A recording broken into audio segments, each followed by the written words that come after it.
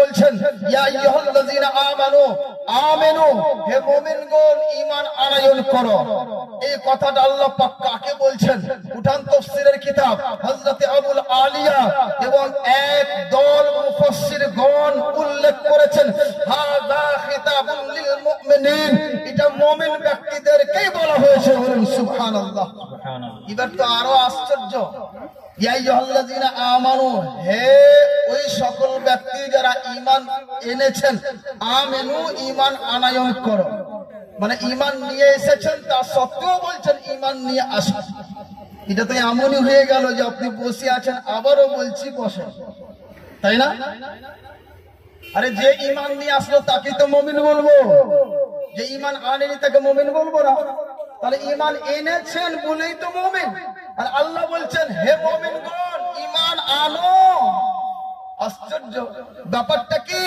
তাফসীরের কিতাব উঠান, তার ব্যাখ্যা দিচ্ছেন। এর অর্থ হচ্ছে এই আকিমু ওয়া উসবুতু আলাল ঈমান, তথা এই ঈমান যারা এনেছো এই ঈমানের উপরে তোমরা ঈমানকে কায়েম করো এবং তার উপর মজবুত হয়ে কায়েম থাকো। বলুন সুবহানাল্লাহ। কি বলতে চাইছেন? ইয়া আইয়ুহাল্লাযীনা আমানু আমিনু, হে মুমিনগণ ঈমান আনয়ন করো, তথা ঈমান যে এনেছো ওই ঈমানের উপর টাইট হয়ে মজবুত হয়ে টাইট হয়ে সেখানে বিদ্যমান থাকো, সরে যেও না। এই ঈমানের গুরুত্বকে বুঝো, ঈমানের মহত্বকে বুঝো, ওই ঈমানের হিফাজত করো। একটাই কথা বুঝে নিতে হবে। এই তাফসীর করছেন আকিমু ওয়া উসবুতু আলাল ঈমান, ঈমানকে কায়েম করো এবং তার উপর অটল থাকো। এই কথা বুঝাতে চাইছেন। কেমন? যেমন ধরুন আমি রাস্তা দিয়ে যাচ্ছি, হযরত মাওলানা সাদ্দাম হোসেন সাহেব বলছেন হযরত একটু দাঁড়াবেন, কথা আছে। আমি বললাম কুম হাত্তা আরজিয়া ইলাইকা, মানে আপনি এখানে দাঁড়ান যতক্ষণ না আমি ফিরে এসেছি। আর ও তো দাঁড়িয়েই ছিল, দাঁড়ার অবস্থাতেই তো আমাকে বললেন যে হযরত দাঁড়াবেন, একটু কথা আছে, অথচ আমি বলছি দাঁড়ান। তার অর্থ কি? এখানে দাঁড়িয়ে থাকেন, আমি এক্ষুনি ফিরে আসবো, আপনার সাথে সাক্ষাৎ হবে। তথা কুম যাকে বলা হয় আপনি এখানে দাঁড়িয়ে থাকেন, যাকে বলা হয় ইউকালু লাহু কায়িম, মানে কায়িম যাকে বলা হয়। তুমি এখানেই দাঁড়িয়ে থাকো, চলে গেলে সাক্ষাৎ হবে না, মানে এখানে দাঁড়িয়ে থাকো। দাঁড়িয়ে আছে তার সত্ত্বেও তাকে বলা হচ্ছে তুমি এখানে দাঁড়িয়ে থাকো। ওই রকমই এখানে আল্লাহ পাক বলতে চাইছেন ঈমান এনেছেন, ওই ঈমানের হিফাজত করেন, তথা ওই ঈমানের উপর অটল হয়ে মজবুত হয়ে দাঁড়িয়ে থাকে। এটাই বুঝাতে চাইছেন। এবার আপনাদের বুঝাই মুআজ্জাজ, যে কোনো জিনিসকে যদি কায়েম করতে হয় তার জন্য দুটি জিনিস একদম অনিবার্য। কোন জিনিসকে যদি কায়েম করতে হয়, এই কায়েম করার জন্য দুটি জিনিস অনিবার্য। খুব ধ্যান দিয়ে শুনবেন, আশা করি আপনাদের কিছু একটা জিনিস দিয়ে যাব ইনশাআল্লাহ। শেষ পর্যন্ত সঙ্গ দিবেন আর বিবেকটা আমার দিকে রাখবেন, তবেই বুঝতে পারবেন, না হলে ফের উল্টো বুঝে নিবেন। বুঝতে পারছেন তো আমার ভাষা? অসুবিধা হচ্ছে কি? কার কার অসুবিধা হচ্ছে একটু হাত উঠান তো। আলহামদুলিল্লাহ সবাই বুঝছেন। তাহলে মুআজ্জাজ যেটা আমি বলতে চাইছি, যে এখানে আল্লাহ রাব্বুল আলামিন বলছেন ঈমান আনয়ন করো মুমিন ব্যক্তিদেরকে, তথা ওই ঈমানের উপর টাইট হয়ে দাঁড়িয়ে থাকো, ঈমানের হিফাজত করো। যে কোনো জিনিসকে যদি কায়েম করতে হয় তাতে দুটি জিনিস জরুরি। যেমন ধরুন কোন ব্যক্তি যদি ধনী হতে চায়, সেই ব্যক্তির জন্য দুটি জিনিস জরুরি। কি? সম্পদকে অর্জন করা আর ওই সম্পদের হিফাজত করা। উদাহরণস্বরূপ বলি, কোন একজন ব্যক্তি প্রতিদিন 1 লক্ষ টাকা ইনকাম করে, তাকে ধনী বলবেন না গরিব? ধনী। ধনী বলবেন। প্রতিদিন 1 লক্ষ টাকা ইনকাম, সে আবার গরিব হয়? বুঝছেন তো? হানা করবেন একটু। তাকে কি বলবেন? ধনী। যেতে 1 লক্ষ টাকা ইনকাম করছে প্রতিদিন, কিন্তু ওই ব্যক্তিটি যদি প্রতিদিন 1.5 লক্ষ টাকা ব্যয় করে, এবার কি বলবেন তাকে? হ্যাঁ, তাকে ধনী বলবেন? ওর বেটা একটা বেউড়া চাইতো খারাপ, এত টাকা ইনকাম করে কিন্তু কিছুই নাই, বাড়ি ঘর সব ফুটিয়ে দেয়। আরে ধনী ওকে মানুষই বলবেন না, ধনী তো দূরেরই কথা, তাই না? তাহলে ওই ব্যক্তি হতে পারে না যে ব্যক্তি সম্পদকে সঞ্চয় করে আবার তাকে ব্যয় করে দেয় তার চাইতে বেশি। এই জন্য বোঝা গেল একজন ধনী ব্যক্তির জন্য দুইটি শর্ত কি, সম্পদকে সঞ্চয় করা আর সেই সম্পদকে কায়েম রাখা মানে হেফাজত করা। তাহলে ওই ব্যক্তি কি হবে, ধনী হবে, তাই না? যদি দুটোর মধ্যে একটা না হয় হবে হবে না। ওই মতোই কোন ব্যক্তি যদি হাফিজে কোরআন হয় তার জন্য দুইটি শর্ত কি, পবিত্র কোরআন মুখস্থ করা আর মুখস্থকৃত কোরআনকে হেফাজত করে নেওয়া। কোন ব্যক্তি প্রত্যেক দিন ধরুন এক পারা করে মুখস্থ করে নিচ্ছে আর সকালে বলছি শোনাও, বলছে আমি তো কিছুই জানি না, হ্যাঁ হাই হাই আমি কিছুই জানি না, মানে মুখস্থ করছে ভুলে যাচ্ছে, করছে ভুলে যাচ্ছে। তাকে বলবেন যে হাফেজ না, কারণ उसकी झोली में माल ही नहीं है तो माल वाला कैसे होगा। पवित्र कुरान তার ভিতরে নেই, বুঝো, ও তো মুন্সি চাইতে খারাপ, মুখস্থ করছে ভুলে যাচ্ছে, নাই হাফেজ হতে পারে না। একজন আলিমের জন্য দুইটি শর্ত কি, ইলম অর্জন করা, আর যে ইলম অর্জন করলো ওই ইলমের হেফাজত করা। সারা জীবন যদি ইলম অর্জন করে আর তার কাছে ইলম না থাকে সে আলিম হতেই পারে না। কি ভুল বলছি?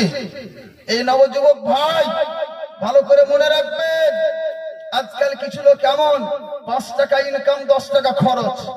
এখনই রাস্তা দিয়ে আসছিলাম, দেখছি একজন টোটোওয়ালা কি মদের দোকানে লাইন লাগিয়ে আছে।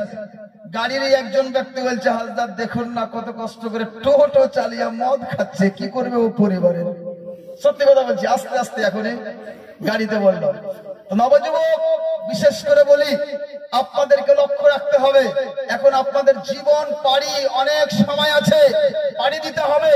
যা সঞ্চয় করেন প্রয়োজনে খরচা করেন, আর অপ্রয়োজনে খরচা না করে সেটাকে বাঁচিয়ে রাখুন আপনার জীবনের জন্য, সেটাই কল্যাণময় হয়ে উঠবে। এই জন্য মুআজ্জাজ বুঝা গেল প্রত্যেকটা জিনিসের জন্য তথা যেমন দেখুন এই সমস্ত জিনিসের জন্য যা বললাম দুটি শর্ত, ওই মতোই যদি কোনো ব্যক্তি একটা দেওয়াল খাড়ো করে, ওয়াল খাড়ো করে, এই ওয়ালের জন্য দুইটি জিনিস শর্ত কি, ইট রাখা আর ইটের উপর উপর রেখে যে ওয়াল তৈরি করা হয় তার হেফাজত করা। রোজ 10টা 12টা করে ইট করে আর ভেঙে দেয়, তার ওয়াল খাড়া হবে? হবে না। রাখতে হবে। মুআজ্জাজ যা বুঝতে পারলাম, একজন ধনী হওয়ার জন্য যেমন দুইটি জিনিস শর্ত, মাল সঞ্চয় করা আর ওই মালের হেফাজত করা। একজন হাফিজে কোরআনের জন্য দুইটি জিনিস শর্ত, একটি হচ্ছে পবিত্র কোরআন মুখস্থ করা আর ওই পবিত্র কোরআন মুখস্থ করার পরে তার হেফাজত করা। একজন আলিমের জন্য দুইটি জিনিস শর্ত অনিবার্য, ইলম অর্জন করা, দ্বিতীয় হচ্ছে ওই ইলমের হেফাজত করা। একটি ওয়াল দাঁড় করলে দুইটি জিনিস শর্ত, ওই ওয়ালকে উঠানো, ইটের পর ইট রাখা এবং ওই ইটের হেফাজত করা। এইরকম ভাবে যেমন আল্লাহ পাক বলছেন, ইয়া আইয়ুহাল্লাযীনা আমানু আমিনু, হে মুমিনগণ ঈমান আনয়ন করো তথা ঈমানকে কায়েম করো। এইরকম করেই আপনাকে বুঝতে হবে ঈমানকে কায়েম করার জন্য দুইটি জিনিস শর্ত, ঈমান আনয়ন করা আর অপরটি হচ্ছে সেই ঈমানের হেফাজত করা। সুবহানাল্লাহ। নারায়ে তাকবীর, নারায়ে তাকবীর, নারায়ে রিসালাত, নারায়ে রিসালাত। জনাব মুফতি আব্দুল আজিজ কালিমি সাহেব, নারায়ে তাকবীর, নারায়ে রিসালাত। আপনি ঈমান নিয়ে আসলেন আর ঈমানের হেফাজত করলেন না, মুমিন থাকবেন। যেমন 1 লক্ষ টাকা আয় করলেন, 1.5 লক্ষ টাকা ব্যয় করলেন, ধনী থাকলেন না। ওই রকমই ঈমান আনলেন, কালেমা তাইয়্যিবা পাঠ করলেন, ইসলামের সমস্ত জরুরি জিনিসকে মানলেন হৃদয় থেকে আর মুখ থেকে প্রকাশ করলেন, মুমিন হলেন। কিন্তু তা সত্ত্বেও যদি এর হেফাজত আপনি না করতে পারেন তাহলে আপনি মুমিন থাকবেন না, চলে যাবেন। আল্লাহ পাক বলছেন, হে মুমিনগণ ঈমান এনেছো, এর গুরুত্বকে বুঝো, একে কায়েম করো, এর হেফাজত করো। তাহলে বুঝা গেল মুআজ্জাজ ঈমান আনার পরেও ঈমান চলে যায়। একটু লক্ষ্য করবেন, গুরুত্ব দিবেন আমার দিকে। ঈমান আনার পরেও ঈমান চলে যায়। এটা বোঝা যাচ্ছে এখান থেকে। যদি কায়েম করতে না পারেন তবে ঈমান চলে যায়, এটা মাথায় রাখুন। ভাবিয়েন না আমি তো মুমিন, আমি তো মুসলমানের ঘরে জন্ম নিয়েছে তাই আমি মুমিন, ইসলামের জন্ম হয়েছে তাই আমি ইসলাম। আজ তো আমাদের মাঝে এইগুলো কিছু নেই যে ঈমান নিয়ে আসতে হবে, কলমা পড়াতে হবে, কিছু আছে কি না। আজকে মুমিন ঘরে জন্ম লাভ করেছি তাই আমি মুমিন, ইসলামের ঘরে জন্ম লাভ করেছি তাই আমি মুসলমান বলি নিজেকে। কিন্তু মুআজ্জাজ মুসলমানের জন্য কি কি জরুরি তা আমি জানি না, ঈমানদার হওয়ার জন্য কি কি জরুরি তাও আমি জানি না। আল্লাহ পাক বলছেন ঈমান এনেছে ওই ঈমানের হেফাজত করো। তথা বুঝা গেল ঈমান আনার পরেও ঈমান হারিয়ে যায়। আপনাকে দলিল দিই, পবিত্র কোরআন সূরা বাকারা উঠান। আল্লাহ রাব্বুল আলামিন বলেন ওয়া ইয ক্বালা লিল মালাইকাতি ইসজুদু লি আদম। আল্লাহ রাব্বুল আলামিন বলছেন যখন আমি বললাম ফেরেশতাদেরকে হে ফেরেশতারা তোমরা সাজদা করো হযরত আদম আলাইহিস সালামকে, ফাসাজাদু সকল সাজদা করলেন, ইল্লা ইবলিস আবা ওয়াস্তাকবারা ওয়া কানা মিনাল কাফিরিন। কিন্তু ইবলিস সে গৌরব করলো আর সে সাজদা করলো না, সে কাফিরদের অন্তর্ভুক্ত হয়ে গেল। কি হলো? কাফিরদের অন্তর্ভুক্ত হয়ে গেল। কে? ইবলিস। এবার আপনাদের দেখাই, এই ঘটনা শুনেছেন, আমি সেই ঘটনার দিকে যাচ্ছি না। এখানে আল্লাহ রাব্বুল আলামিন বলেছিলেন সাজদা করো, কিন্তু সবাই সাজদা করলেন, ইবলিস শয়তান সাজদা করলো না। যার ফলে আল্লাহ রাব্বুল আলামিন কি করলেন? তাকে নিজ দরবার থেকে বাদ দিয়ে দিলেন। আল্লাহ কি বলছেন? ওয়া কানা মিনাল কাফিরিন, সে কাফের হয়ে গেল। তথা বুঝা গেল যে ইবলিস শয়তান को ईमान लाना आता था लेकिन बचाना नहीं आता। বুঝতে পারলেন? ইবলিস ঈমান আনতে জানতো কিন্তু ঈমানকে বাঁচাতে জানেনি, ঈমানকে বাঁচাতে পারেনি। যদি সে ঈমান এনেছিল আর এমন মুমিন ছিল অতিরিক্ত আল্লাহর নৈকট্য লাভ করেছিল, অতিরিক্ত ইবাদত করেছিল, কিতাবের মধ্যে আসে সে ব্যক্তি এমন সাজদা করেছিল এই জমিনের বুকে এমন একটি জায়গা পাবেন না যেখানে আপনি একটা পা রাখবেন সব জায়গায় সে সাজদা করেছে। তাহলে কত সাজদা, কোন জায়গা এমন বাকি নাই যেখানে সাজদা করেনি। আপনি পা রাখবেন এতটুকু জায়গা পাবেন না, সব জায়গায় তার সাজদা করা আছে। এত ইবাদত করেছে এবং আল্লাহ পাক তাকে এত জ্ঞান দিয়েছিল, যার ফলে তো আল্লাহ পাক তাকে ফেরেশতাদের সরদার শিক্ষক বানিয়ে দিয়েছিল। যে ফেরেশতাদের শিক্ষক হবে তার জ্ঞান কম হবে কি? অনেক জ্ঞান, অনেক জ্ঞানী ছিল, কিন্তু সে কি করলো? ঘমন্ড করলো, গৌরব করলো, আর সেখানে এই গৌরবের এতে চলে পুড়ে ছারখার হয়ে গেল। হিসাব করুন মুআজ্জাজ, আল্লাহ রাব্বুল আলামিন বললেন সাজদা করো, সাজদা করলো না ইবলিস। সাজদা যখন করলো না তো আল্লাহ পাক বলছেন কি? এ কাফির হয়ে গেল। যখন কাফির হয়ে গেল আল্লাহ পাক তাকে জিজ্ঞাসা করছেন ইয়া ইবলিস, হে ইবলিস, মা লাকা আল্লা তাকুনু মা'আস সাজিদিন, তুমি বলো সাজদা কেন করলে না, মানে সাজদাকারীদের অন্তর্ভুক্ত হলে না কেন? এই ইবলিস উঠে বসে গেল। ইবলিস বলতে আরম্ভ করলো হে আল্লাহ আমি সাজদা করলাম না কেন, এটা জানতে চান?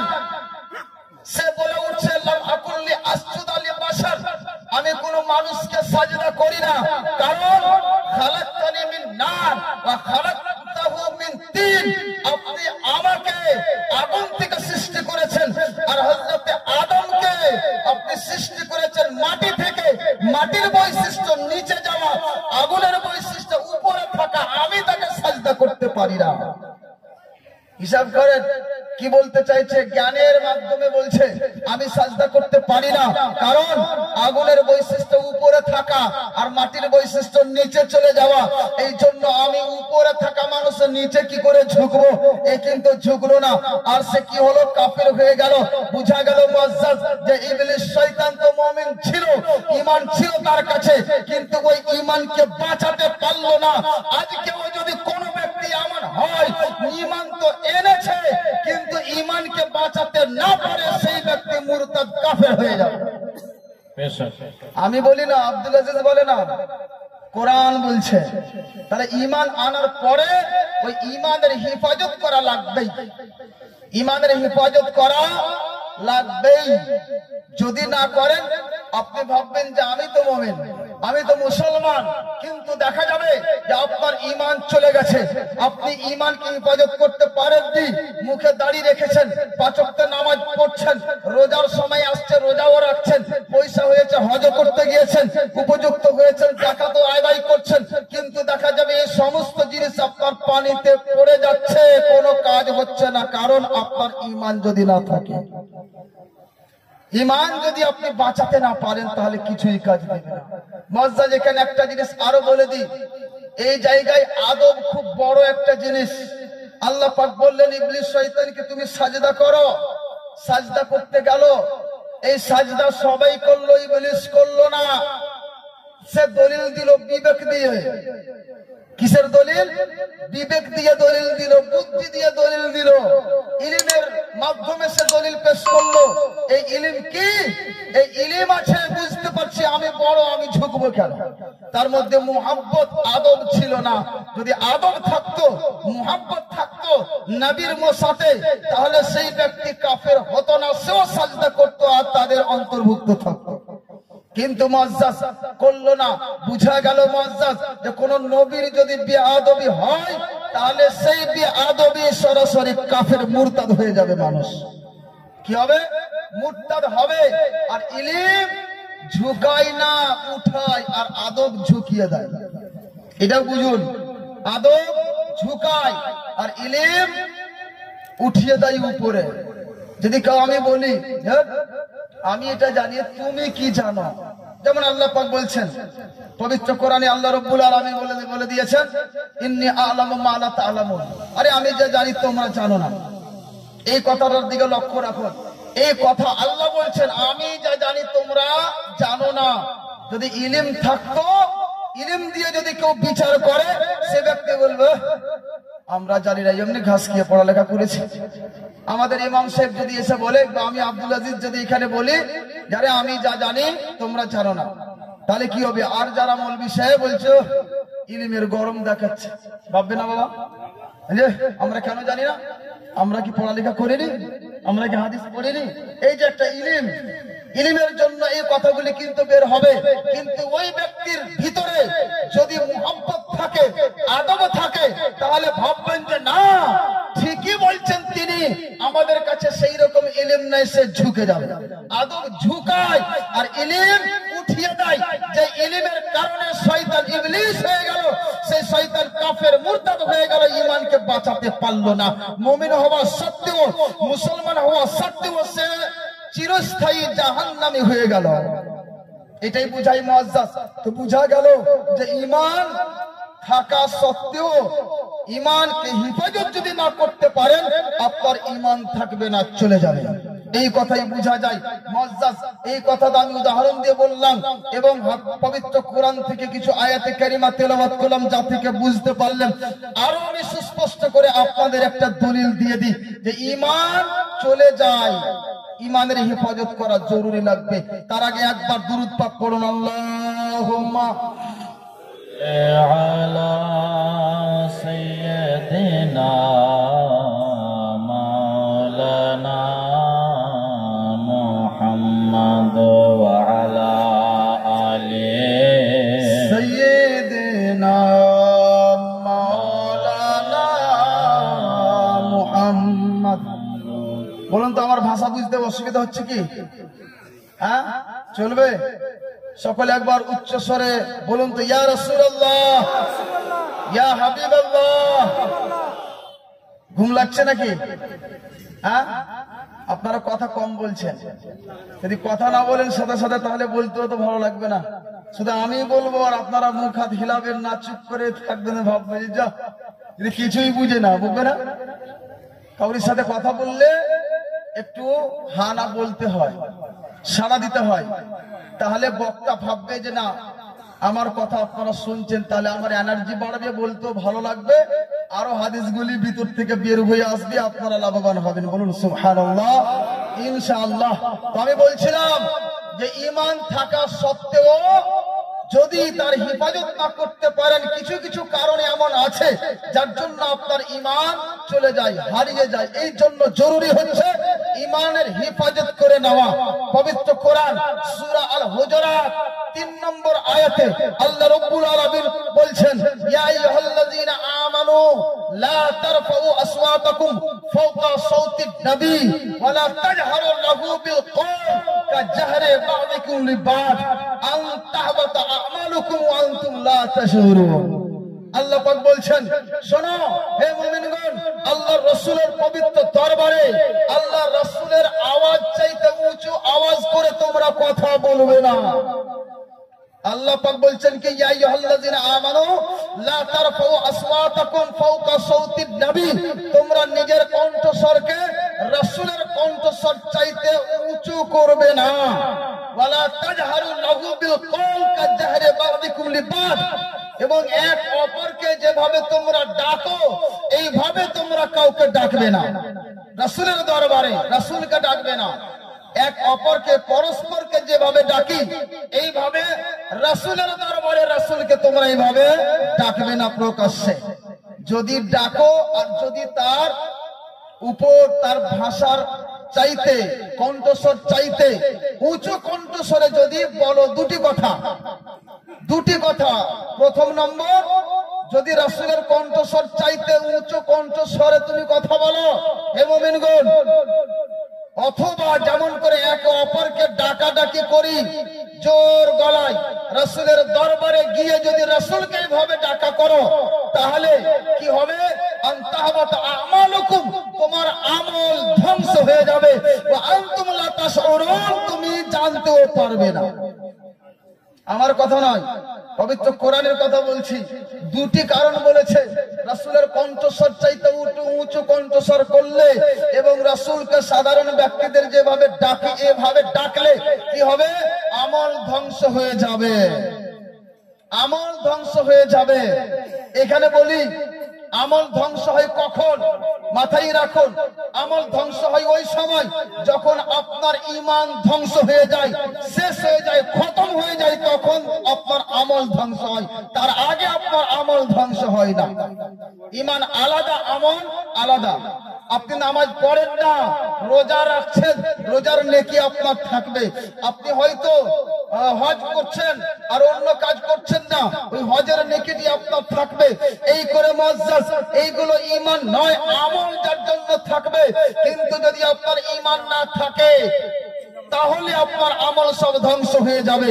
মুআজ্জাজ, রাসূল সাল্লাল্লাহু আলাইহি সাল্লামের দরবারে দুটি জিনিসের কথা বলা হচ্ছে, সুতরাং বোঝা গেল রাসূলের বেয়াদবি যদি কেউ করে, রাসূলের গোস্তাখি যদি কেউ করে, তাহলে সেই ব্যক্তির ঈমান শেষ হয়ে যাবে। মাথায় রাখুন, এখানে দুটি কথা বলছে। রাসূলের দরবারে আদব, যদি রাসূলের আদব কেউ না করে, রাসূলের গোস্তাখি কেউ যদি করে, তাহলে মুআজ্জাজ সেই ব্যক্তির ঈমান থাকবে না, আর ঈমান না থাকার কারণে আমলও শেষ হয়ে যাবে। এবার আপনি দেখুন, রাসূল সাল্লাল্লাহু তাআলা আলাইহি ওয়াসাল্লামের আদব যদি না করেন ঈমান যাবে, এটাই স্পষ্ট। কে বলছে? পবিত্র কোরআন। কারণ এখানে বলছে আমল ধ্বংস হবে, আর আমল ধ্বংস হওয়ার কারণ হচ্ছে ঈমান ধ্বংস হওয়া। ঈমান ধ্বংস যতক্ষণ না হয়েছে আমল থাকবে। এটা আমার কথা নয়, মুআজ্জাজ। উঠান বুখারী শরীফ, হযরত সাবিত বিন কায়েস রাদিয়াল্লাহু তাআলা আনহু যখন এই পবিত্র আয়াত শ্রবণ করলেন, শুনলেন, তখন তিনি রাসূলের দরবারে যাওয়া ত্যাগ করে দিলেন, ছেড়ে দিলেন। আল্লাহ রাসূল সাল্লাল্লাহু আলাইহি সাল্লাম দেখছেন কি ব্যাপার, সাবিত আসছে না। হযরত সাদ বিন মুআয রাদিয়াল্লাহু তাআলা আনহু তার পড়োশী তাকে জিজ্ঞাসা করছেন, সাদ কি ব্যাপার, সাবিত বিন কায়েসকে দেখতে পাচ্ছি না। তিনি বলছেন, হুজুর আমি তো জানি না, অসুস্থ হয়েছে কি? বলছেন, না হুজুর, অসুস্থ হলে তো জানতে পারবো, এইরকম কোনো ব্যাপার তো মনে হয় না। বলছে, হুজুর আমি আসছি, আপনাকে খবর দিচ্ছি, জেনে আসছি। তিনি যখন গেলেন, যাওয়ার পরে তার বাড়িতে প্রবেশ করছেন, তো হযরত সাদ রাদিয়াল্লাহু তাআলা আনহু যাচ্ছেন, তিনি দেখছেন হযরত সাবিত বিন কায়েস রাদিয়াল্লাহু তাআলা আনহু নিজেকে ঘরের মধ্যে বন্ধ করে দিয়ে অঝোর নয়নে ক্রন্দন করছেন। হযরত সাদ যে জিজ্ঞাসা করছেন, কি ব্যাপার, তোমাকে কি হয়েছে, এইভাবে ক্রন্দন কেন করছো? তিনি বলছেন, আপনি তো জানেন মহান আল্লাহ পাক আয়াতে কারিমা অবতীর্ণ করে দিয়েছেন যে রাসূলের দরবারে রাসূলের কণ্ঠস্বর চাইতে উঁচু কণ্ঠস্বর করে যদি কেউ কথা বলে এবং যদি সেই ব্যক্তি যেমন এক অপরকে ডাকছে এই মতো করে রাসূলকে যদি কেউ ডাকে তাহলে তার ঈমান ধ্বংস হয়ে যাবে। আনা মিন আহলিদ দার, আনা মিন আহলিদ দার, আমি জাহান্নামী হয়ে গেছি, আমি জাহান্নামী হয়ে গেছি, এই করে অঝোর নয়নে কেঁদে চলে যাচ্ছে। হযরত সাদ রাদিয়াল্লাহু তাআলা আনহু দেখে নবীর দরবারে আসলেন, এসে বলছেন ইয়া রাসূলুল্লাহ, সাবিত বিন কায়েস রাদিয়াল্লাহু তাআলা আনহু এই যে উক্ত আয়াত অবতীর্ণ হয়েছে যে রাসূলের দরবারে রাসূলের কণ্ঠস্বর চাইতে উঁচু কণ্ঠস্বরে যারা কথা বলে সেই ব্যক্তিদের ঈমান চলে যাবে, এই যে মাফহুম এই কথা এই আয়াতকে দেখে যেহেতু তিনি কম শুনতেন এই জন্য জোরে বলতেন, এই জন্য সে ভাবছে যে আমি তো জোরে বলছি, রাসূল যে স্বরে কথা বলেন তার চাইতে উঁচু স্বরে কথা বলছি, এই জন্য আমার ঈমান ধ্বংস হয়ে গেছে, আমি জাহান্নামী হয়ে গেছি, এই জন্য আমি রাসূলের দরবারে যাওয়া ত্যাগ করে দিয়েছি। আল্লাহ রাসূল বললেন যাও তাকে তুমি সুসংবাদ দিয়ে দাও, আর বড় সুসংবাদ দিয়ে দাও যে বাল হুয়া মিন আহলিল জান্নাহ, সে জাহান্নামী নয়, সে তো একজন জান্নাতি ব্যক্তি। সুবহানাল্লাহ। আল্লাহর রাসূল বলে দিলেন সে একজন জান্নাতি ব্যক্তি। এবার আপনাদের বুঝাই, এখানে হযরত সাদ রাদিয়াল্লাহু তাআলা আনহু কে জিজ্ঞাসা করলেন, তিনি বলছেন আনা মিন আহলিন নার, আমি তো জাহান্নামীদের অন্তর্ভুক্ত হয়ে গেছি, তথা আমি তো জাহান্নামী হয়ে গেছি। তার চিন্তা ভাবনা দেখেন, তথা বুঝা গেল এই পবিত্র আয়াতের অর্থ রাসূলের কণ্ঠস্বর যদি কেউ উঁচু করে, রাসূলের কণ্ঠস্বর চাইতে কেউ নিজের কণ্ঠস্বরকে যদি উঁচু করে সেই ব্যক্তির ঈমান ধ্বংস হয়ে যাবে আর তার আমলও ধ্বংস হয়ে যাবে। এটা সাহাবীর চিন্তা ভাবনা, একজন সাহাবী এটাই ভাবছেন, তার জন্যই তো রাসূলের দরবারে যাওয়া ত্যাগ করে দিয়েছেন যে সেখানে গেলেই এইরকম হবে। হিসাব করুন মুআজ্জাজ, বুঝা গেল রাসূলের যদি কেউ বিয়াদবি করে তার ঈমান থাকবে না, আর ঈমান থাকবে না তার জন্য তার আমলও থাকবে না। যে আল্লাহ পাক বলছেন আনতাহাবাতা আমালুকুম, তার আমল ধ্বংস হয়ে যাবে, তথা ঈমান শেষ হয়ে যাবে, আমল ধ্বংস হয়ে যাবে। তবে মুআজ্জাজ রাসূল সাল্লাল্লাহু তাআলা আলাইহি ওয়াসাল্লাম অথচ তাকে বললেন যে না ও তো জান্নাতি, ও জাহান্নামী নয়, তাকে সুসংবাদ দিয়ে দাও যে সে জান্নাতি। এই ব্যাপারটা কি? এই জন্য আল্লাহ রাসূল সাল্লাল্লাহু আলাইহি সাল্লাম তাকে বললেন যে তিনি তো স্বেচ্ছায় জেনে শুনে নিজের কণ্ঠস্বর রাসূলের কণ্ঠস্বর চাইতে উঁচু করতেন না, তার অভ্যাসই ছিল যেহেতু কম শুনতেন তার জন্য জোরে বলতেন। যে ব্যক্তিরা দেখবেন কম শুনে তারা উঁচু আওয়াজে কথা বলে, ও নিজে ভাবে যে হয়তো আমি শুনতে পাই না তো কথা আমার আস্তেই বের হচ্ছে। এই জন্যই দেখবেন আযান যখন দিই আল্লাহু আকবার আল্লাহু আকবার বলি, কানে আমাদের আঙুল দিতে হয়। কেন? কানে যদি আঙুল দিই তাহলে বাইরের আওয়াজটা কম শুনতে পাবো, তাই না? যখন কম শুনতে পাবো তাহলে বেশি করে চিল্লাবো, মানে আযানের আওয়াজটা বেশি হওয়ার জন্য কানে আঙুল দিতে বলা হয়েছে। এই কানে আঙুল দেওয়াটা কোনো ওয়াজিব সুন্নাত ফরজ নয়, এটা মুস্তাহাব জিনিস। যদি কেউ কানে না আঙুল না দিয়েই আযান দেয় তাও আযান হবে, কিন্তু উত্তম হবে না। বলেন না যে মুফতি সাহেব বলেছেন কানে আযান না দিলেও আযান হবে। হ্যাঁ হবে, কিন্তু উত্তম নয়, মানে মুস্তাহাব ত্যাগ হবে। কানে আঙুল দিয়ে আযান দেওয়াটা মুস্তাহাব, আওয়াজটা জোরে হবে। এই জন্য তো বুঝা গেল যারা কম শুনে তারা জোরে বলে। আর হযরত সাবিত বিন কায়েস রাদিয়াল্লাহু তাআলা আনহু তিনি কম শুনতেন, তার জন্য উঁচু আওয়াজে কথা বলতেন। আল্লাহর রাসূল তাকে ক্ষমা করে দিয়ে জান্নাতি করে দিলেন। আজকে মুআজ্জাজ এমন এমন দলিল আছে, আল্লাহ রাসূল সাল্লাল্লাহু আলাইহি সাল্লাম যাকে চেয়েছেন জান্নাতি করে দিয়েছেন, যাকে চাননি জান্নাতি করেননি। বলেন সুবহানাল্লাহ। এই জন্যই তো দেখলাম আল্লাহ রাসূল সাল্লাল্লাহু আলাইহি সাল্লাম সম্পর্কে তুঝসে और जन्नत से क्या मतलब वहाबी दूर हो, तुझसे और जन्नत से क्या मतलब वहाबी दूर हो, नजदी दूर हो, कादियानी दूर हो। अरे हम रसूलुल्लाह के जन्नत रसूलुल्लाह की, हम रसूलुल्लाह के जन्नत रसूलुल्लाह की। আল্লাহর রাসূলের জান্নাত, আল্লাহর রাসূল ছাড়া কেউ জান্নাতে যেতে পারবে না, এটাও দেখে রাখেন। আল্লাহ রাসূলের সুপারিশ হবে প্রথম, তারপরে জান্নাতের দরজা আস্তে আস্তে খুলবে, একের পর এক সব জান্নাতে যাবে। আল্লাহর রাসূল ছাড়া কেউ জান্নাতে যেতে পারে না, এটাও মাথায় রাখুন। এটা আমাদের বিশ্বাস, আর এটাই পবিত্র কোরআন আর হাদিসের সারাংশ, মত পথ।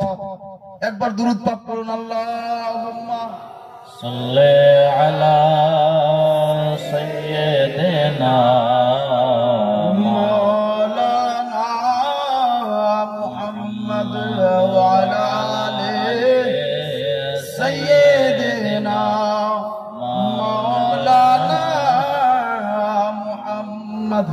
তো মুআজ্জাজ বুঝতে পারা গেল কি, যে রাসূলের গোস্তাখি চলবে না। রাসূলের গোস্তাখি করলে ঈমান চলে যাবে, আপনি জানতেও পারবেন না। কি হবে? ঈমান চলে যাবে, জানতেও পারবেন না। আমি বলি না, পবিত্র কোরআন বলে ওয়া আনতুম লা তাশউরুন। আরে আপনি জানতেও পারবেন না যে আপনার ঈমান চলে গেছে। এখানে সুস্পষ্ট রূপে আল্লাহ পাক রাসূলের দরবারের আদব সংক্রান্ত আলোচনা করেছেন আর বলেছেন, তথা রাসূলের বেয়াদবি করলে সে কাফের মুরতাদ হয়ে যায়, তার ঈমান থাকে না। এটা সুস্পষ্ট বুঝলাম। এবং এই ব্যক্তি ভাববে যে আমার ঈমান আছে, আমি তো নামাজি, আমি তো বড় রোজদার, আমি তো হজি গাজী সবকিছুই করি, আমি কেন মুমিন হব না? কিন্তু দেখা যাবে তার ঈমান শেষ হয়ে গেছে, তাকে খবরও নাই।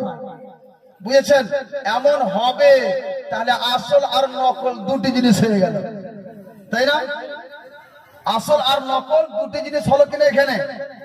যেহেতু আল্লাহ পাক বলছেন তার আমল শেষ হয়ে গেছে, আনতুম লা তাশউরুন, অথচ তোমাকে খবরও নাই। রাসূলের গোস্তাখি করে দিয়েছে, ঈমান চলে গেছে, ও জানেও না। তাহলে আসল মুমিন আর নকল মুমিন দুটো হয়েছে। দেখবেন এই যে ফুলগুলি লাগা আছে, দূর থেকে দেখবেন এই ফুলগুলি মনে হচ্ছে আসল ফুল, লাগে না? মনে হয় কিনা? আমি যখন বোম্বে গেছিলাম পড়ালেখা করার জন্য, বোম্বে বিটিতে গেলাম, আর বিটিতে একটা ইন্ডিয়া গেট আছে সমুদ্রের পাশে। যারা গেছেন দেখেছেন, ভাবলাম জন্য এসেছি তো একটু ঘুরে নি। ওই দিকে গেলাম, ইন্ডিয়া গেট ঘোরার পরে পিছন দিকে তাজ হোটেলের পাশ দিয়ে যখন এদিকে মুখ করেছি, দেখছি ফুলের বাগান। আমি বলছি ফুলের বাগান, তো চলো। সাথীগুলো ছিল কয়েকজন, আমরা তো নতুন, ফুলের বাগান চলো দেখে নি, কত সুন্দর বাগান লাগা আছে। এই দিক দিয়ে আস্তে আস্তে যখন গেলাম, তো দেখছি আস্তে আস্তে কাছে যত যাচ্ছি দেখতে পাচ্ছি যে এটা ফুলের বাগান কেন হবে? আলে প্লাস্টিকের ফুল বিক্রি করার সব দোকান লাগা আছে। তাহলে দূর থেকে ভাবলাম কি এটা আসল ফুল, ফুলের বাগান ভাবলাম। এই যে ফুল লাগা আছে দেখেন, দূর থেকে ভাববেন যে না আসল ফুল, কিন্তু এসে নাক লাগান, একটুকু সুগন্ধি পাবেন না, পাবেন? একটুও পাওয়া যাবে না। এইসব হাতে দিবেন প্লাস্টিক, তবে বুঝতে পারবেন, কিন্তু চোখে দেখে বুঝতে পারা যায় না। আজকেও মুআজ্জাজ কিছু লোক এমন আছে যাদের মাথায় দেখবেন টুপি, ঘোমটা, তার নিচে দেখবেন মুখে দাড়ি, বড় বড় পাঞ্জাবি পায়জামা পরে দেখবেন, হাতে বড় বড় তসবিহ দেখবেন, দেখে মনে হবে যে যুগের সবচাইতে বড় ওয়ালি, যুগের সবচাইতে বড় পীর, যুগের সবচাইতে বড় মুহাদ্দিস মুফাক্কির আল্লামা মুফতি মনে হবে। কিন্তু মুআজ্জাজ দেখবেন যে তার ঈমান শেষ হয়ে গেছে, ঈমান কিছুই নাই। আনতুম লা তাশউরুন, কিন্তু ওকে খবরও নাই। আমি তো মুমিন, আমি তো মুসলমান, কিন্তু ওর ঈমানই নাই, কিন্তু খবরও নাই ওকে যে আমার ঈমান নাই। বলবে না আমি তো মুমিন মুসলমান। মুআজ্জাজ বুঝবেন কি করে? আপনাকে বুঝতে হবে, দেখবেন তার ভিতরে রাসূলের ইশক আছে কিনা, রাসূলের মুহাব্বত আছে কিনা। যদি রাসূলের সম্মান তার ভিতরে থাকে, রাসূলের ইশক থাকে, রাসূলের মুহাব্বত থাকে, রাসূলের সম্মান সুযোগ যদি ভাষা বলে, ভাববেন যে এই ব্যক্তি মুমিন, প্রকৃত তার মধ্যে রাসূলের মুহাব্বত আছে, পূর্ণ মুমিন হবে। আর যদি ভাববেন রাসূলের সম্মানকে খাটো করে, রাসূলের গোস্তাখি করে, রাসূল এই জানে না, রাসূল সেই জানে না, রাসূল এই করেনি, রাসূল এমন ছিল না, রাসূল আমাদের মতো মানুষ ছিল, এইরকম ভাষা যদি বলতে দেখেন, তাহলে ভেবে নেবেন এই ব্যক্তির ঈমান নাই, শেষ হয়ে গেছে, কিন্তু এই ব্যক্তিকে খবরও না। বুঝেছেন? নকল মুমিন আর আসল মুমিন পার্থক্য বুঝলেন? পার্থক্য বুঝতে পেরেছেন? কে কে বুঝেননি হাত উঠান তো। মাশাআল্লাহ, বুঝছেন? তাহলে বুঝা গেল মুআজ্জাজ যে আসল মুমিন আর নকল মুমিন হয়। দেখতে লাগে আসল, কিন্তু আসল নয়। যে ব্যক্তিরা রাসূলের অসম্মানী করে, বলেন রাসূলের মধ্যে ইলমে গায়ব নেই, রাসূলকে ইলমে গায়ব আল্লাহ দেননি, বা রাসূল ইলমে গায়ব জানে না, দেখুন চলে গেল কোথায়। আরে এখন তো এমন একটা দল উঠেছে যারা বলছে যে আল্লাহ নাউজুবিল্লাহ 14 বার করে ইচ্ছা করছে আগে পড়ি তারপরে কথাটা বলি। ভ্রান্ত মতবাদ নামক একটি কিতাব লিখেছে বাংলাদেশের একজন বক্তা।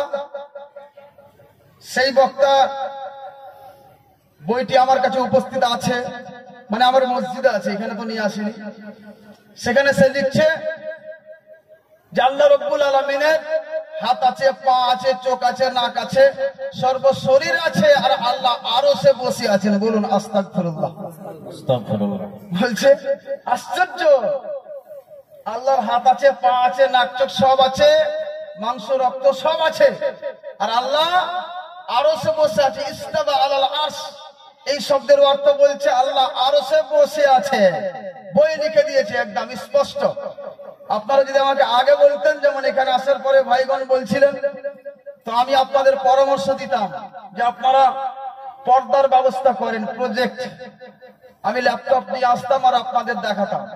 আপনারা সকলে একজন ব্যক্তির নাম জানেন হয়তো, ফারুক রেজভী।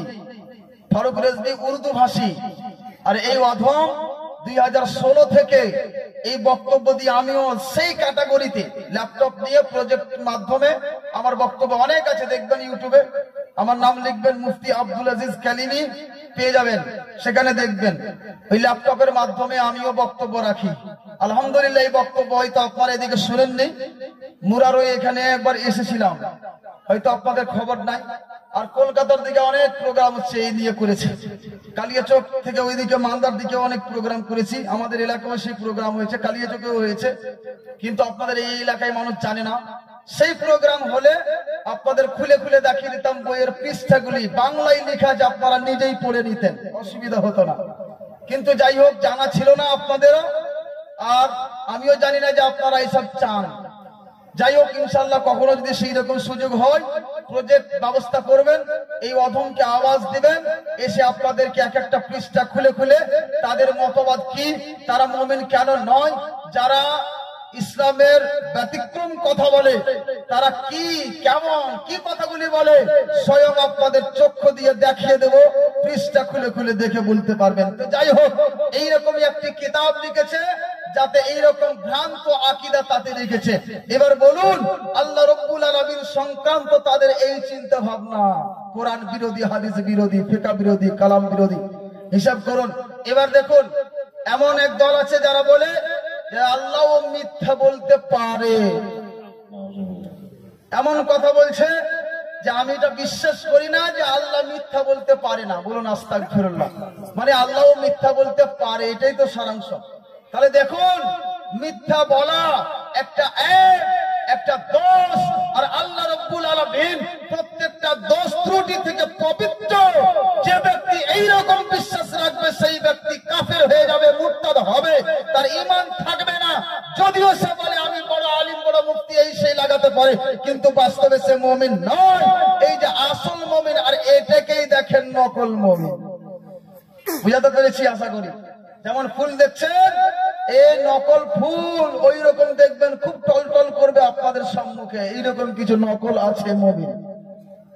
মুআজ্জাজ উপস্থিত যুগে এই জন্য আজকাল কিছু লোক বলতে কি বলবো বলছে, হুজুর, একজন ব্যক্তি বলছে, হুজুর কি বলবো, যত ইউটিউব খুঁজছি, যখনই খুলছি, সব ওরাই দেখছি। আমাদের সুন্নি জামাতের আলিমদেরকে খুঁজে পাই না যে তাদের বক্তব্য শুনবো। আমি দূর হব, পাগল কথা। এখানে পাবি না, খুঁজলেই পাওয়া যাবে, তবে চেষ্টা করতে হবে, খুঁজতে হবে। যেন ওরাকেই দেখতে পাচ্ছি। আচ্ছা, একটা কথা বল, আল্লাহ রাসূল বলেছেন হাসরের মাঠে কটা দল হবে? বলছে 73টা দল হবে। 73টা দলের মধ্যে কটা দল জান্নাতি হবে? বলছে একটা হবে। যে একটা দল জান্নাতি হবে, আর 72টা দল জাহান্নামী হবে। আমি বলি না, রাসূল বলছেন, সহিহ হাদিসে আছে। হিসাব করেন 72টা দল জাহান্নামী যদি হয়, এবার তুমি বলো একটা একদিকে আর 72টা একদিকে, কোনটা বেশি হবে? বুঝতে পারলেন না বোধহয়? ওর প্রশ্ন ছিল ইউটিউব যখনই খুলছে সব ওরাই, আহলে সুন্নাত ও জামাতের আলেম খুঁজে পাওয়া যায় না, খুব কম। সেই জন্য বললাম তাকে যে ঠিক আছে, একদিকে যদি 72টা বাতিল ফিরকা হয় আর একটা ফিরকা একদিকে হয়, তো কারা বেশি হবে? 72টা বেশি, একটা তো কম হবে, খুঁজতে হবে তাকে, হবে না? হিসাব করুন, এই জন্যই তারা কম, যেহেতু হক। এবং হিসাব করেন কোনটা খুঁজতে হয়, নকল তো যেখানে সেখানে পাওয়া যায়, তাই না? দেখবেন না, আচার বিক্রি হয় না, আচারেও নকল টাকা পাওয়া যায়। বাচ্চারা বলবে আব্বা 5 টাকা দেন, আচার নিব। কেন রে? ওই টাকা পাবো তাতে। আচারেও পাওয়া যাচ্ছে নকল টাকা, কিন্তু একটা 2000 টাকার নোট আপনি আচারে কি একটা খাসির মাংস দিয়ে এনে দেন তো দেখি, পাবেন? পাবেন না, কারণ আসলের গুরুত্ব বেশি, তাকে খুঁজতে হবে। আর নকল তো সেখানেই যেখানে সেখানে পাওয়া যাবে, কারণ তার দামই নাই। এই জন্য দেখবেন তারা বেশি। হিসাব করেন মুআজ্জাজ এক মাস্টার সাহেব বলছিল যে আরে কি বলবো, আজকাল মৌলবি মুফতিদের আর দরকার নাই, বাড়িতে বসে বসে সব মশলা হল হয়ে যাচ্ছে, সমাধান হয়ে যাচ্ছে। হ্যাঁ ভাই, কেমন হয় জি? তো বলছে হাসিও লাগছে ওর কথা শুনে, বলছে যে ইউটিউবে সব পাওয়া যাচ্ছে। বলছে মুরগা খাওয়া হালাল না হারাম, ইউটিউবে সার্চ করেন মশলা, আপনি পেয়ে যাবেন। ও তাহলে আপনার মুফতি হলো ইউটিউব, মানে গুগল। বলছে হ্যাঁ, গুগলে সব পাওয়া যাচ্ছে। ও গুগল যদি আপনার মুফতি হয়, তাহলে তো আপনার গেছেন। কারণ গুগল এমনই একটা জিনিস যেটা বাতাসে উড়ে। গুগলকে দেখেছেন কখনো কেউ? দেখতে পাওয়া যায় না, কিন্তু একটা সিস্টেমে তাতে যা কিছু থাকে দেখতে পাওয়া যায়। ওই জন্য তাকে উদাহরণ দিলাম। দেখেন, যখন ঘূর্ণিঝড় ঝড় হয়, ওই ঝড়ের সময় দেখবেন বাউড় ঘুরে। আপনারা কি বলেন?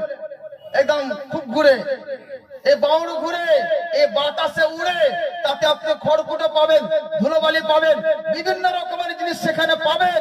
কিন্তু সেখান থেকে যদি একটা মতি উড়ে, যদি একটা সোনা উড়ে তার মধ্যে, তাকে ধরতে গেলে ওই বাতাসের মধ্যে সোনাকে চিনতে লাগবে, মতিকে চিনতে লাগবে। যদি মতিকে না চিনেন, সোনাকে না চিনেন, তাহলে আপনি ওই খড়কেই সোনা বলে আপনি চলে যাবেন সোনারের কাছে, অপদস্থ হয়ে যাবেন, হবে না? আজকে গুগল যখনই খুলবেন, ইউটিউব যখনই যাবেন, ফেসবুক যখনই যাবেন, আসল নকল দুটি জিনিস সেখানে পাবেন। কোনটা আসল কোনটা নকল, এইটা বুঝার ক্ষমতা আপনার মধ্যে নাই।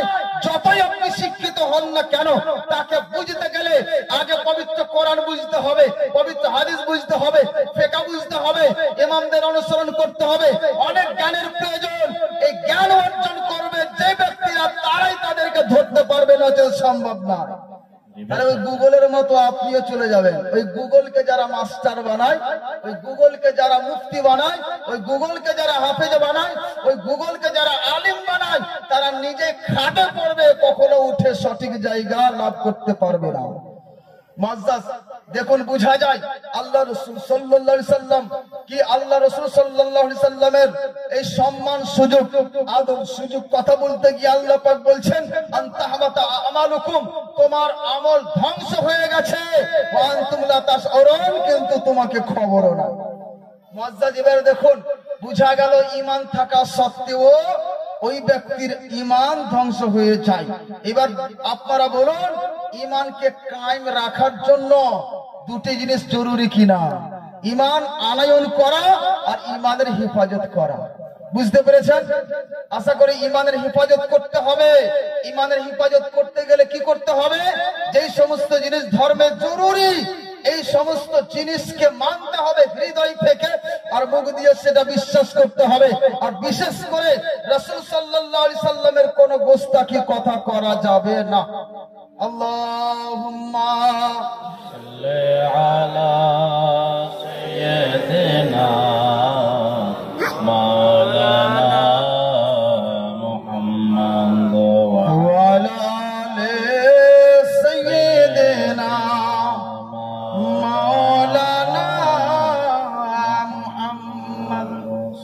মুআজ্জাজ, এই যে দেখুন নকল মুমিন আর আসল মুমিন দুটো জিনিস আছে। আপনারা হয়তো সুস্পষ্ট রূপে বুঝতে পেরেছেন আমি যা বলছি। দুটো জিনিস আছে, আসল মুমিন এবং নকল মুমিন দুটো জিনিস আছে। এবার আপনাদের দেখায়, আজকাল কিছু লোক বলে হ্যাঁ তারাও তো মুমিন। আরে মুমিন তো, কিন্তু আসল নয়, নামে। এবারে নামধারী মুমিন হলো কিছু, নামধারী মুমিন হলো, নামধারী আলিম হলো, নামধারী মুফতি হলো, নামধারী মুহাদ্দিস হলো। এই নকল আলিম, নকল মুফতি, নকল মুহাদ্দিসের কাছে যাওয়া যাবে না, নাহলে আপনার ঈমান ধ্বংস হয়ে যাবে। কারণ আল্লাহ রাব্বুল আলামিন পবিত্র কোরআন সূরা আল হুজুরাতের মধ্যে ইরশাদ করছেন, আল্লাহ পাক বলছেন ইন্নামাল মুমিনুনা ইখওয়া, মুমিন ব্যক্তিরা একে অপরের ভাই ভাই। বলুন সুবহানাল্লাহ। কারা ভাই ভাই? মুমিন ব্যক্তিরা ভাই ভাই। যারা মুমিন তারাই ভাই ভাই। যতজন ঈমান নিয়ে এসেছেন ততজন এক অপরের ভাই। আর যারা প্রকৃত ঈমানদার নন সেই ব্যক্তিরা ভাই ভাই নয়, ভাই থেকে তারা বাদ। আল্লাহ পাক এখানে করছেন কি, ঈমানের কোষ্ঠী রেখেছেন ঈমানের উপরে, ভাইয়ের কোষ্ঠী রেখেছেন ঈমানের উপরে। ভাই কে হবে? আমরা যেমন দুনিয়ায় জানি যারা বাবার সন্তান সেই ব্যক্তিরা হচ্ছে নিজের ভাই, যারা কাকার সন্তান তারা কাকাতো ভাই, এরকম করে এক অপরের ভাই হবে। এবার হিসাব করুন মুআজ্জাজ, ইন্নামাল মুমিনুনা ইখওয়া, আল্লাহ পাক বলছেন মুমিন ব্যক্তিরা একে অপরের ভাই ভাই। যাদের মধ্যে ঈমান থাকবে তারা হবে ভাই, আর যাদের মধ্যে ঈমান থাকবে না তারা ভাই হতে পারে না। বুঝাতে পারছি? তারা ভাই হতে পারে না। ভাই হওয়ার জন্য ঈমান শর্ত, মুমিন হওয়া শর্ত। এবার যে ব্যক্তিরা নবীর গোস্তাকি করবে সেই ব্যক্তিদের যেহেতু ঈমান নাই তারা ভাই হতে পারে না। যে ব্যক্তিরা আল্লাহ পাকের শানে কটূক্তি করবে তারা যেহেতু মুমিন নয় তারা ভাই হতে পারে না। কারণ আল্লাহ পাক স্বয়ং কোরআনে বলছেন এই ভাই হওয়ার কষ্টি রেখেছেন ঈমানের উপরে। মুআজ্জাজ, এটা শুধু আমারই কথা নয়, আল্লাহ রাব্বুল আলামিন নিষেধ করেছেন। যদিও তারা নিজেকে মুমিন বলে কিন্তু মুমিন তারা হতে পারে না যতক্ষণ পর্যন্ত সঠিক রূপে আল্লাহ এবং আল্লাহ রাসূলকে না মেনেছে। যেমন আল্লাহ রাসূল সাল্লাল্লাহু আলাইহি সাল্লাম পবিত্র হাদিসে উল্লেখ করে দিয়েছেন, যেমন বুখারী শরীফের এক কিতাবুল ঈমানের মধ্যে হাদিস, লা ইউমিনু আহাদুকুম হাত্তা ইয়াকুনা আহাব্বা ইলাইহি মিন ওয়ালিদিহি ওয়া ওয়ালাদিহি ওয়ান নাসি আজমাইন। অতক্ষণ পর্যন্ত কোন ব্যক্তি মুমিন হতে পারে না প্রকৃত ভাবে যতক্ষণ পর্যন্ত সেই ব্যক্তি আল্লাহর রাসূল সাল্লাল্লাহু আলাইহি সাল্লামকে নিজের পিতা, নিজের সন্তান এবং সমস্ত ব্যক্তি চাইতে ভালোবেসে না বেসেছে। সুবহানাল্লাহ। সবচাইতে বেশি ভালোবাসা নবীর সাথে যতক্ষণ পর্যন্ত না হয়েছে ততক্ষণ পর্যন্ত কোন ব্যক্তি পরিপূর্ণ মুমিন হতে পারে না। পবিত্র মুমিন হওয়ার জন্য রাসূলের সাথে সমস্ত জিনিস চাইতে বেশি ভালোবাসা লাগবে। যদি না হয় তাহলে আপনি ভাববেন যে আপনার ঈমানে কমজোরি আছে। তাহলে রাসূলের সাথে সবচাইতে বেশি ভালোবাসা লাগবে, তবেই আপনি মুমিন হবেন। এটা আপনি মাথায় রাখুন। তাহলে রাসূলের যদি গোস্তাখি হয় তাহলে আপনার ঈমান যাবে। যেহেতু ভালোবাসা ঈমান, ভালোবাসা ঈমান, তাহলে গোস্তাখি ঈমান থেকে বাইরে, কটূক্তি ঈমান থেকে বাইরে। রাসূলের সাল্লাল্লাহু আলাইহি সাল্লামের সাথে ভালোবাসা করতে হবে। রাসূল সাল্লাল্লাহু আলাইহি সাল্লামের সাথে সমস্ত জিনিস চাইতে বেশি ভালোবাসা রাখতেই হবে। এই জন্য তো ডক্টর ইকবাল বলে দিয়েছেন, মুহাম্মদ কি মোহব্বত दीन हक की शर्त अव्वल है, मोहम्मद की मोहब्बत दीन हक की शर्त अव्वल है, इसी में अगर वो खामी तो सब कुछ नामुकम्मल है। সুবহানাল্লাহ, সুবহানাল্লাহ, মাশাআল্লাহ। তার মানে মোহাম্মদ, মুহাম্মদ সাল্লাল্লাহু আলাইহি সাল্লামের মোহাব্বতটাই হচ্ছে আসলে ঈমান। যদি এই মোহাব্বতই না থাকে তাহলে আপনার ঈমান থাকবে না। হিসাব করুন মুআজ্জাজ, এই বাস্তবে মোহাব্বত, রাসূলের মোহাব্বতটাই হচ্ছে আসল ঈমান। আর এটাকে হেফাজত করতে হবে।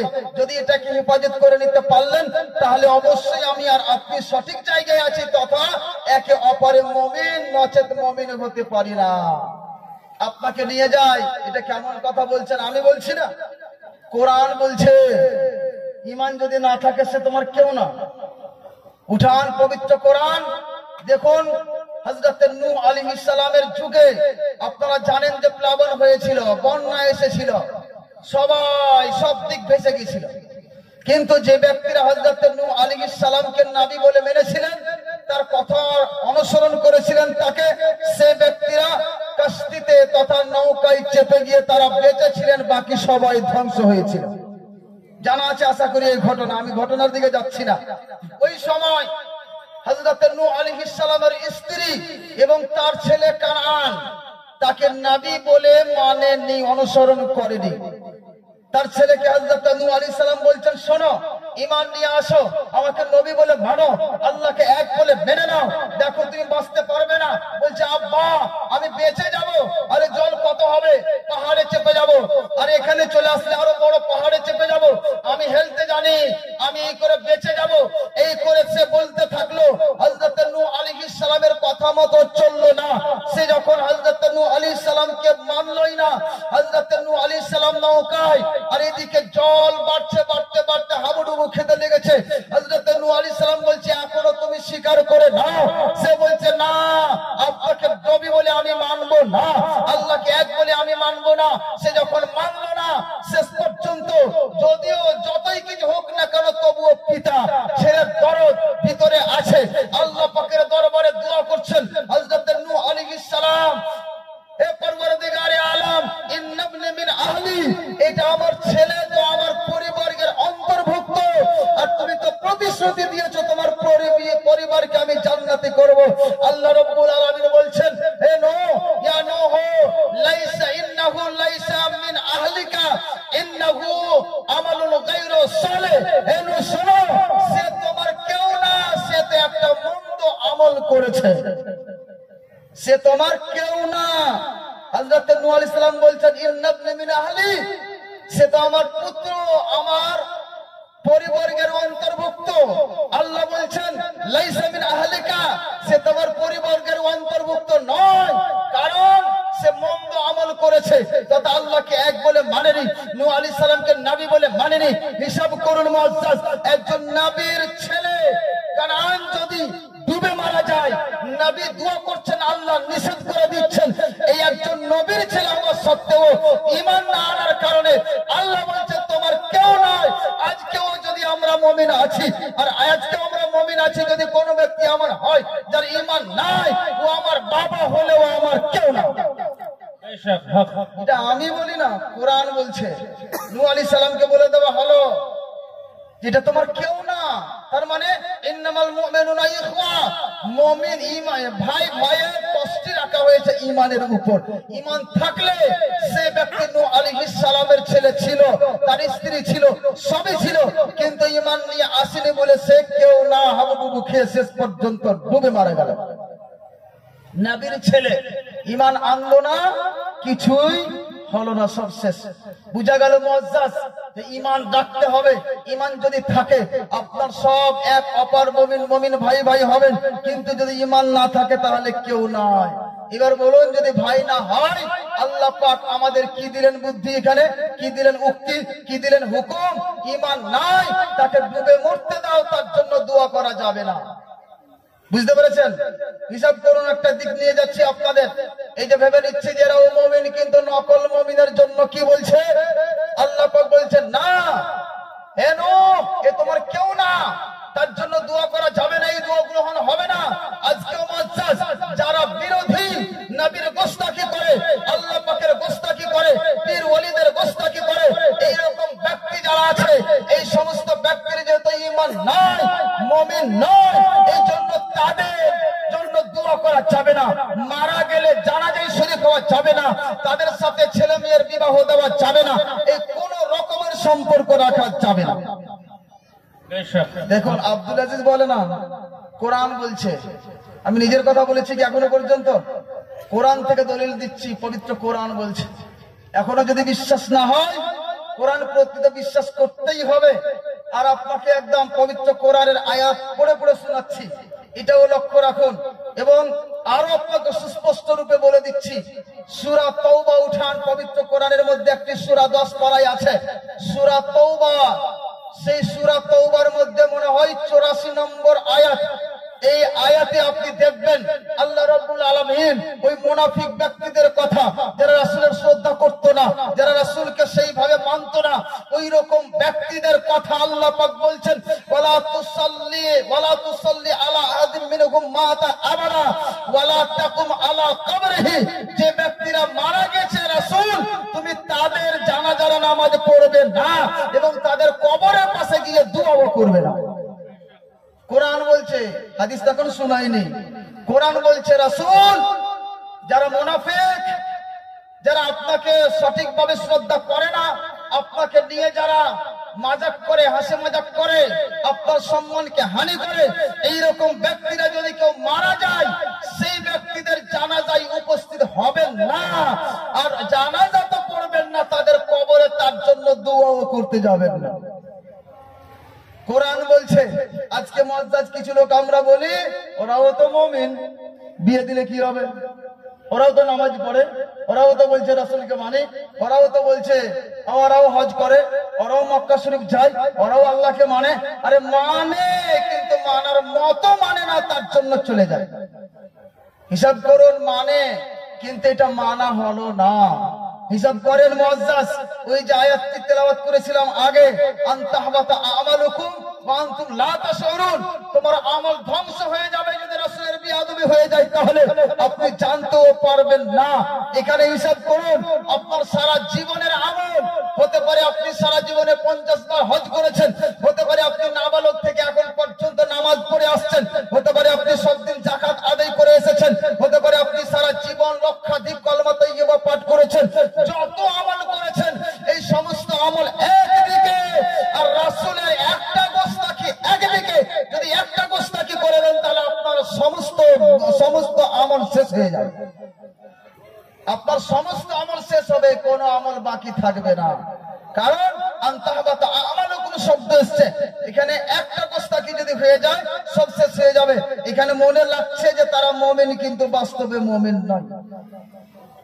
বুঝতে পারছেন ব্রাদার? যেমন কিছু দিহাতি এসে বলেছিলেন রাসূলের দরবারে, ক্বালাতিল আরাবু আমান্না, আরে আমরা তো স্বীকার করছি যে আমরা মুমিন হয়েছি। আল্লাহ পাক অর্ডার করে দিলেন, কুল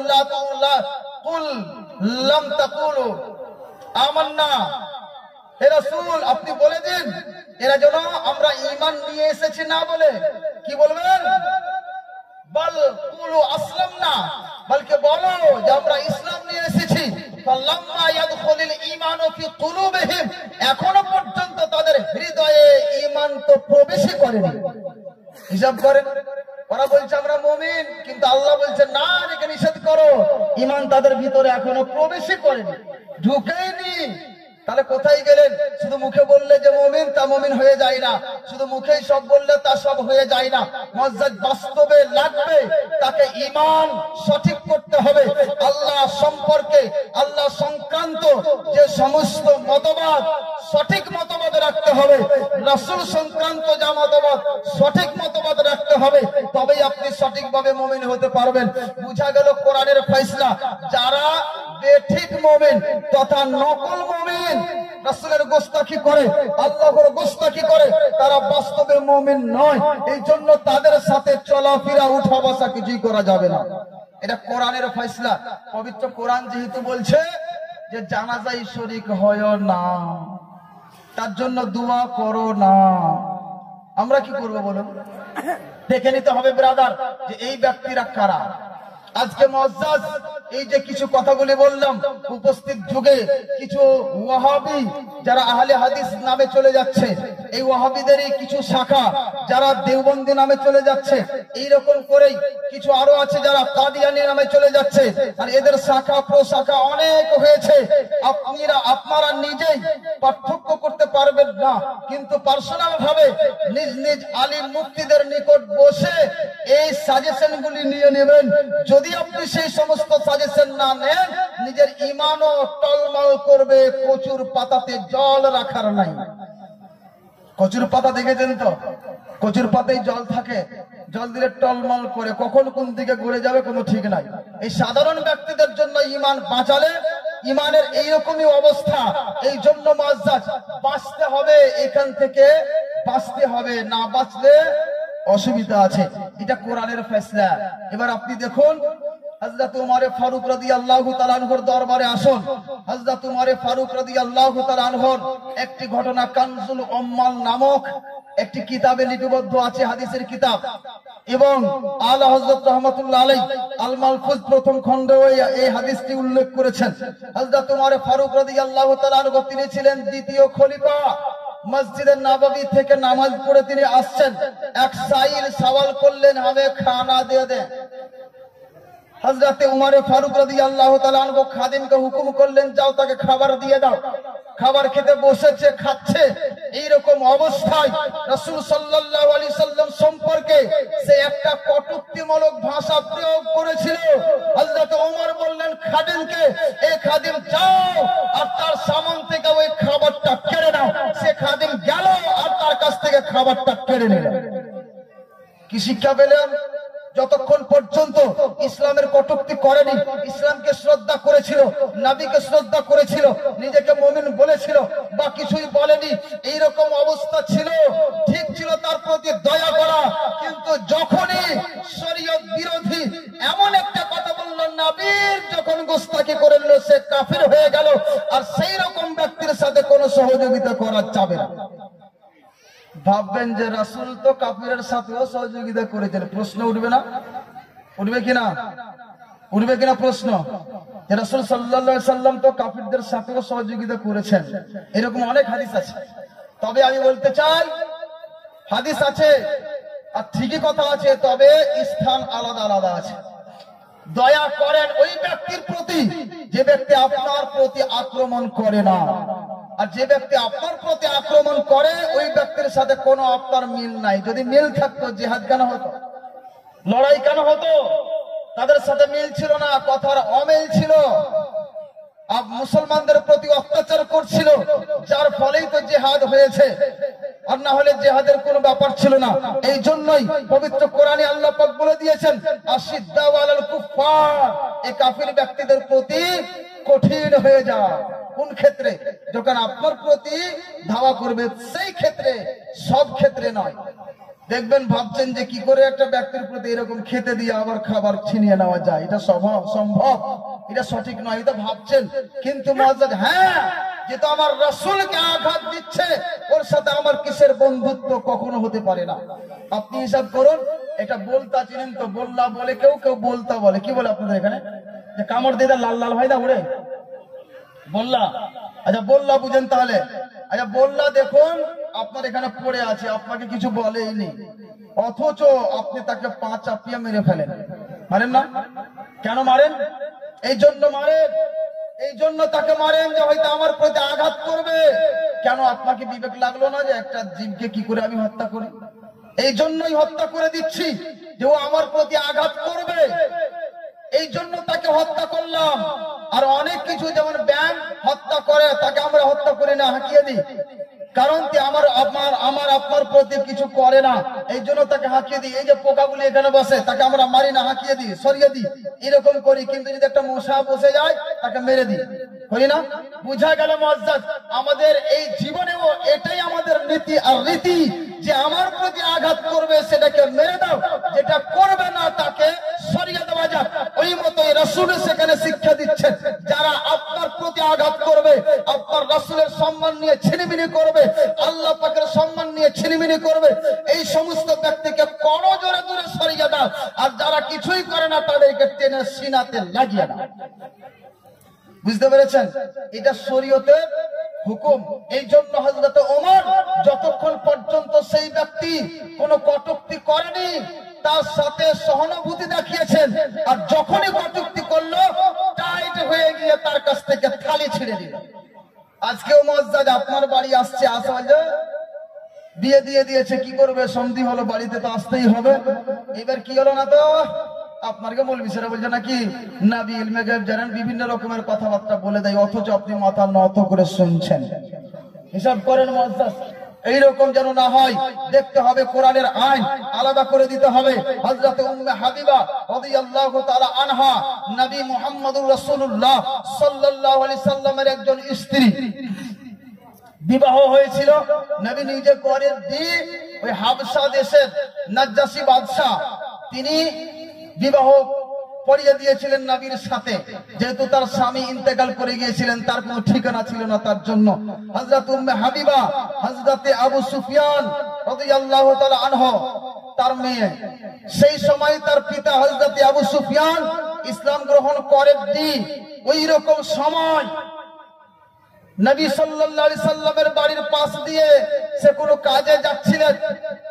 তিনি ভাবলেন যখন এসেছি তো আমার কলেজের টুকরা মেয়েটাকে একবার দেখেছি যে রাসূলের ঘরে আছে।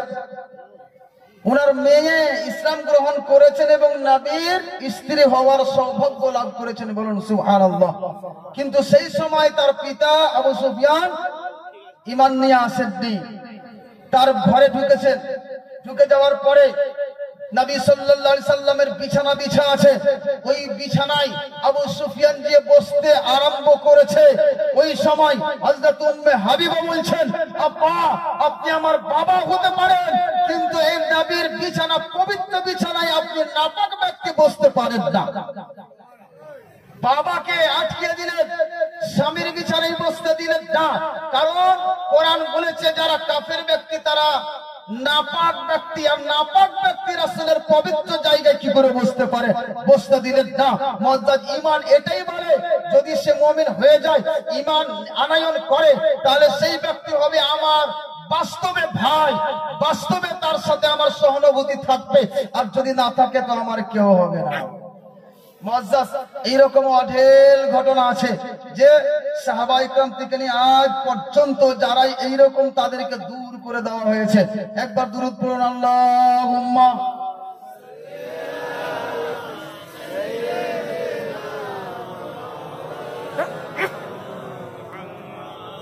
ওয়া আলা আলি সাইয়্যিদিনা মাওলানা محمد صلى على محمد صلى على محمد हर दम सबा सुन कालो पाक नबी मोहम्मद हर दम सबा सुन कालो शफीअना মোহাম্মদ সাল্লাল্লাহু আলাইহি ওয়াসাল্লাম। মুআজ্জাজ আপনাদের সাথে আমার জীবনের প্রথম সাক্ষাৎ। আমি এক অধম বেশ কিছু কিতাবাদি লিখি, উলামায়ে কেরাম জানেন আমার সম্পর্কে। এই কিতাবগুলির মধ্যে একটি কিতাব আপনাদের জন্য নিয়ে এসেছি। এই কিতাবের নাম হচ্ছে ইলম এবং আলেম সম্প্রদায়। বাস্তবে এই কিতাবটি বস্তি ডিস্ট্রিক্টের মুফতি জালালউদ্দিন আমজাদি সাহেবের লেখা উর্দু ভাষায়, সেটাকে আমি বাংলা ভাষায় ট্রান্সলেট করেছি। এতে ইলম এবং আলিমের মর্যাদা কি এতে পাবেন। ইলমের কি মর্যাদা, ইলম ক্ষণিকক্ষণ অর্জন করলে এই ইলমের মর্যাদা আল্লাহ পাক রেখেছেন। কোন ব্যক্তি যদি সারা রাত আল্লাহর ইবাদত করেন তার চাইতে উত্তম হবে, বলেন সুবহানাল্লাহ। এই হাদিসটি এখানে পাবেন। এবং বাস্তবে আলিম কে, আলিমকে আজকাল চিনতে পারি না। অনেক আলিম, সবাই তো আমরা বলি আমরা আলিম, কিন্তু বাস্তবে আলিম কে হবে এই কিতাবে পাবেন। কিছু আলিম এমন আছে যে আলিম হওয়া সত্ত্বেও তারা এই সমস্ত সৃষ্টির নিকৃষ্ট ব্যক্তি হবে, তারা কে এখানে পাবেন। আলিমদের মধ্যে ঝগড়া বিবাদ কেন এত বেশি এই কিতাবে পাবেন। মানে অঢেল কিছু আছে, এই জন্য বলবো কি চলে গেছে। এই কিতাবটির দাম মাত্র 30 টাকা। যারা নিবেন কেউ একজন উঠো না, একটু দিয়ে দিতে, যারা নিবেন একটু দিয়ে দিতেন। কেউ নাই? যারা নিবেন একটু নিয়ে ওদিকে যান, 30 টাকা করে নিবেন, দিয়ে দিবেন, নিয়ে যান, এই বইগুলো নিয়ে যান কিছুটি। আর কেউ নাই? আর যারা নিবেন উঠে এসে নিয়ে নেন, মাত্র 30 টাকা দাম। এখানে কি আছে দেখি, মাত্র 30 টাকা করে দিয়ে বইটি, মাত্র 50 পিস বই আছে। আলহামদুলিল্লাহ, বই পড়ুন আর শরীয়তকে চিনুন, বই পড়া প্রচলন করুন। মাত্র আধ ঘন্টা করে সময় যদি দেন অনেক কিছু ইসলামের জানতে পারবেন। জলসা শুনবেন না, বই পড়বেন না, মাদ্রাসায় পড়বেন না, তো কি করবেন? প্রত্যেকটা বাড়িতে এখন কিছু আছে, প্রত্যেকটা বাড়িতে দেখবেন বাংলা পড়ালেখা আছে। এই বইগুলো নিজে পড়ুন, না জানলে ছেলে মেয়েকে দিয়ে শিখিয়ে নেন, লাভ হবে। মাত্র 50টা পিস আছে আপনার।